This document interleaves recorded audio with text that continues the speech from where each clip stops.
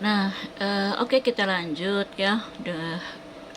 Materi yang kita bahas itu kita lanjutkan. Kalau tadi demand, nah sekarang itu adalah supply atau dikatakan dengan penawaran, ya.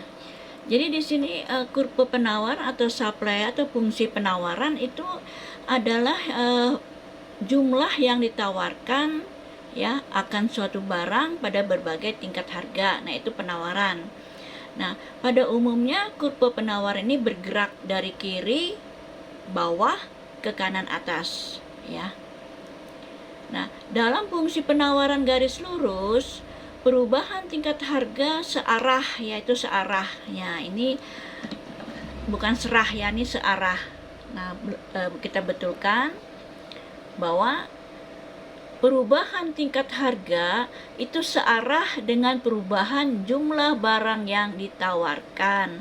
Berarti harga dengan jumlah barang yang ditawarkan itu searah perubahannya, atau dengan kata lain hubungannya itu adalah positif. Tidak sama dengan demand, ya kan? Kalau demand kan harga naik, jumlah barang yang ditawarkan turun, atau harga turun, jumlah barang yang ditawarkan naik. Nah, kalau penawaran searah dia. Kalau harga naik, jumlah barang yang ditawarkan juga naik. Kalau harga turun, jumlah barang yang ditawarkan juga turun. Nah, itu adalah penawaran. Nah, pada umumnya bentuk fungsinya itu adalah seperti ini, ya kan? QS ini adalah quantity supply. Nah, jumlah barang yang ditawarkan, QS. Quantity supply sama dengan AB. A itu adalah konstanta, nah B-nya juga konstanta, nah ini V, ya.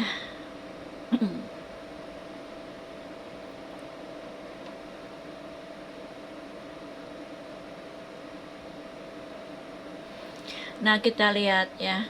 Jadi contohnya kita di sini itu adalah fungsi penawaran barang itu adalah quantity supply sama dengan 0,5 P min 2, ya, diketahui 0,5 P min 2. Artinya kalau harga itu berubah 0,5, nah quantity supply berubah 2 min 2. Kemudian dari sini kita ingin melihat batas yang berlaku untuk bikin kurva penawaran. Batasnya P-nya berapa, Q-nya berapa, ya. Batas atau kita menemukan titik awalnya. Ya, kita menarik garisnya.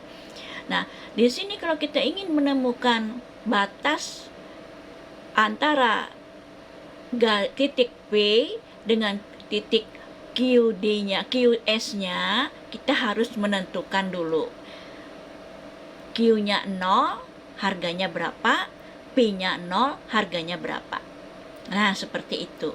Nah, di sini kalau Q-nya 0 ya, kita masukkan aja di sini quantity supply-nya 0.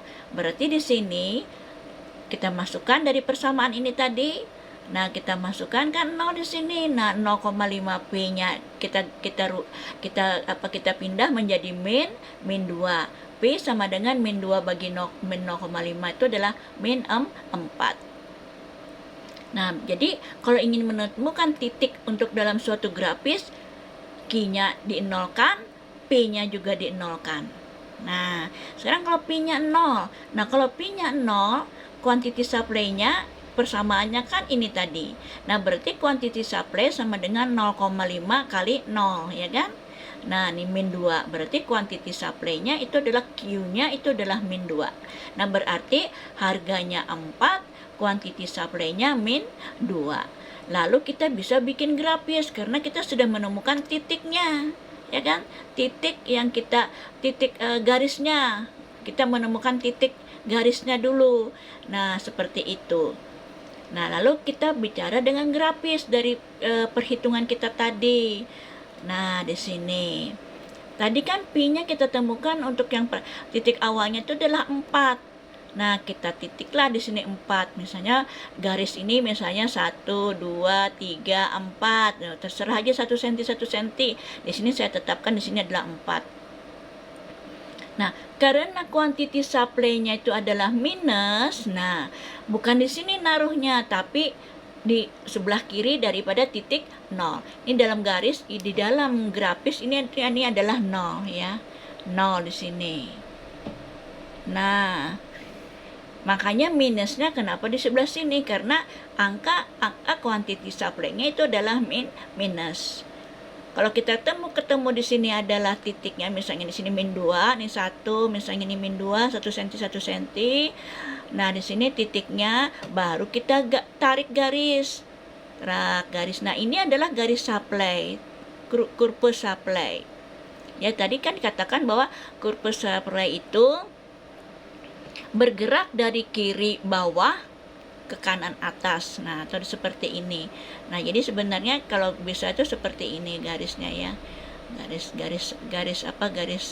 Garis supply, kurva supply. Nah, seperti ini kalau secara matematika. Nanti kalau di mikro beda ya. Nah, seperti ini. Jadi kita menentukan titiknya tadi berdasarkan di sini dinolkan dulu Q-nya. Dari persamaan ini kita temukan seperti ini ya. Oke, paham semua ya.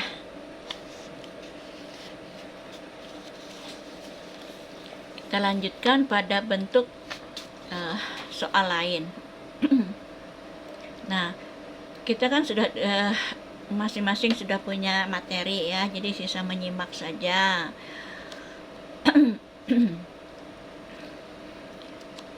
Nah, di sini soalnya seperti ini ya.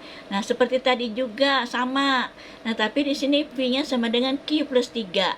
Nah, kalau V sama dengan Q plus 3, kita disuruh misalnya bikin kurva penawaran. Nah, kita nolkan aja dulu Q-nya. Q-nya kita nolkan, V-nya pun kita nolkan. Nah, jadi kalau Q-nya 0, nah dengan seperti ini kita jalankan saja kan. V kan sama dengan Q plus 3. P-nya kan kalau Q-nya 0, berarti V-nya itu adalah 3. Nah, kita jalankan. Nah, kalau P-nya 0, kan kita jalankan saja P-nya di sini 0, Q plus 3, min 3 plus 3, berarti min 3, ya kan? Q sama dengan min 3. Ya kan? Nah, seperti itu. Ya kan, min 3, ini kan 3. 3 bagi min 1 kan? Nah, 3 bagi min 1. Ini kan 1 kan? Nah, Q itu adalah 1, konotasi 1. Jadi min Q, min 3. Jadi min 3 bagi min 1. Ya, seperti itu. Jadi itu adalah min 3. Nah, grafisnya seperti tadi. P-nya 3 di sini. Nah, Q-nya min 3. Berarti di sebelah kiri 0 juga. Ini kan titik 0 kan. Tengah ini kan titik 0. Ini kan garis harga. Ini garis kuantiti. Nah, ini adalah 0. Nah, 0 di sini. Nah, berarti di sini plus kan, di sini min. Nah, seperti itu. Kalau harga kan di bawah sini itu adalah min. Kita ketemukan seperti itu. Nah, versi yang ketiga, soal yang ketiga. Nah, ini juga kita batasan garis kita belum juga seperti tadi kita ingin melihat persamaannya seperti ini, ya kan? P sama dengan 20 plus 4Q. Nah, kalau persamaan 20 plus 4Q ini kita pertama ditanyakan berapa harga. Jika jumlah yang ditawarkan 10 unit dan 20 unit. Nah, kita jawab. Kalau persamaannya 20 plus 4Q, nah kita taruh dulu, kita buat tabel, ya kan? Q-nya kan tadi 10 dan 20. Nah, kalau 10 dan 20 baru kita isi P-nya. Ini kan kita isi nih P-nya. Nah, kalau Q-nya 10 kan 4 kali 10 kan 40. 40 tambah 20 kan adalah 60. Nah, demikian juga kalau Q-nya 20. Kalau Q-nya 20, 4 kali 20 berapa? 80. 80 tambah 20 kan 100. Nah, jadi yang diketahui dulu yang kita taruh. Baru kita isi. Ini kan P-nya ini diisi ya. Diisi P-nya. Karena di pertanyaannya kan adalah P. Ya, berapa harga P jika jumlahnya ditawarkan 10, Q-nya 10 dan 20. Nah, berarti P-nya yang kita isi. Nah, ini bisa kita buat dalam suatu tabel. Kemudian yang kedua itu kalau P-nya 8. Nah, yang pertanyaan B, berapa kuantiti supply jika harga per unitnya itu adalah harga produknya per unitnya adalah Rp8 dan 10. Nah, kita lihat dulu harga yang 8 berapa dari persamaan tadi. Nah, P-nya 8. Nah, persamaannya kan 20 plus 4Q. Nah, jadi P-nya 8. Nah, 20 plus 4Q. 4Q-nya kita pindah menjadi min 4Q. Minnya 8-nya kita pindah ke kanan, min 8. Nah, akhirnya kita jalankan. Semua sudah bisa ya menjalankan. Nah, ini dapat min 3. Nah, kalau P-nya 10, kan pertanyaannya tadi kan P-nya 10, berapa Q-nya? Kalau yang pertama ini Q-nya yang diketahui, tapi P-nya yang dicari.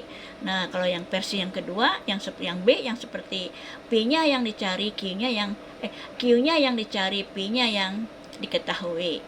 Ya, nah kalau P-nya 10, nah P-nya 10 di sini taruh. Nah, 20 plus 4Q kita jalankan. Nah, kita jalankan min 2,5 ya. Nah, 10 bagi min 4 itu adalah 2,5. Nah, seperti ini untuk pertanyaan yang B. Sekarang C, gambarkan grafisnya. Nah, kalau untuk menggambarkan grafisnya, saya katakan kita harus menolkan P-nya dan menolkan Q-nya. Nah, ya kan? Untuk menggambarkan grafis, jadi batasan grafisnya seperti ini cara mencarinya. P-nya dinolkan, Q-nya dinolkan. Nah, kalau P-nya 0 dengan persamaan 20 plus 4Q, nah ini P-nya 0 di sini. Nah, min 4Q kita jalankan, berarti Q-nya itu adalah min 5 batasan titiknya. Nah, kemudian Q-nya tuh 0 juga. Nah, jadi P-nya dinolkan, Q-nya dinolkan. Kalau Q-nya 0, P-nya berapa? Nah, P-nya adalah 20. Nah, P sama dengan 24Q. P-nya 20 plus Q-nya dinolkan kan? Kalau Q-nya dinolkan berarti P-nya 20. Ini P-nya yang dinolkan, Q-nya min 5. Nah, kalau dapat titik ini, Q-nya dan P-nya, baru kita bikin grafis. Grafisnya seperti apa ya? Seperti ini. Nah, kan sudah ketemu kan P-nya kan tadi 20. Ambil titik 20 di sini. Terserah aja menentukan di sini apakah sini 5, 10, 15, 20 intervalnya terserah 5 kalau 22 kan kepanjangan. Nah, ketemu 20 sini. Nah, sudah dulu ya titiknya ketemu. Kemudian Q-nya, quantity supply-nya. Ya kan Q-nya ini kan garis Q di sini. Nih garis Q. Nah, garis Q-nya itu adalah min 5. Saya katakan tadi ini 0 ya. 0. Nah, ini berarti kalau min 5 kan di bawah di kiri daripada 0. Kalau plus kan di sini ini min 5 ketemu titik di sini. Baru kita sambung garisnya. Titik yang ini kita hubungkan dengan titik yang ini, ketemu garis ini. Nah, ini garis supply namanya. Ya, di dalam matematika seperti itu. Di dalam mikro juga. Ya, ini garis penawaran. Quantity supply. Nah, jadi menemukan ini, titik ini harus dienolkan dulu P-nya, Q-nya juga dienolkan. Nah, seperti itu.